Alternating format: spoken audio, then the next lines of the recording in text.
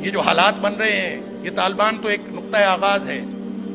یہ جو حالات بن رہے ہیں، نبی اکرم صلی اللہ علیہ وسلم کی احادیث کو دیکھیں تو لگتا یوں ہے کہ اب کی بات ہے یا 10 سال کی یا 5 سال کی، کب ہوگا کب نہیں ہوگا. حالات امام مہدی کے بن رہے ہیں اور وہ اصل امتحان ہونا ہے. وہ خوشی کی بات نہیں ہے، وہ آزمائش کی گھڑی ہے.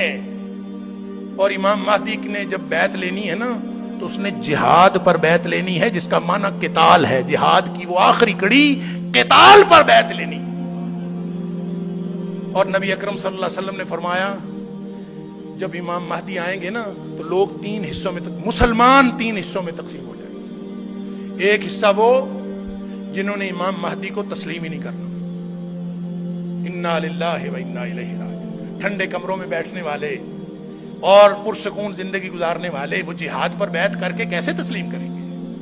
قتال پر بیعت کرنی ہے، وہ ان کے پاس 1000 دلیلیں ہوں گی، جیسے آج ہمارے پاس طالبان کے خلاف 1000 دلیلیں موجود ہیں. لہذا جہاد اور قتال پر بیعت ہوگی. نبی اکرم صلی اللہ علیہ وسلم نے فرمایا ایک حصہ تو جس نے بیعت ہی نہیں کرنی، انہوں نے ماننا ہی نہیں. فرمایا ان کے دل میں رتی بھر ایمان نہیں ہوگا.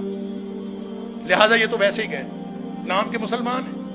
باقی جو 2 حصے رہ گئے، فرمایا ان میں سے آدھے یعنی تیسرا حصہ ٹوٹل میں سے وہ شہید ہو جائے گا اس جدوجہد کے اندر، اس قتال کے اندر.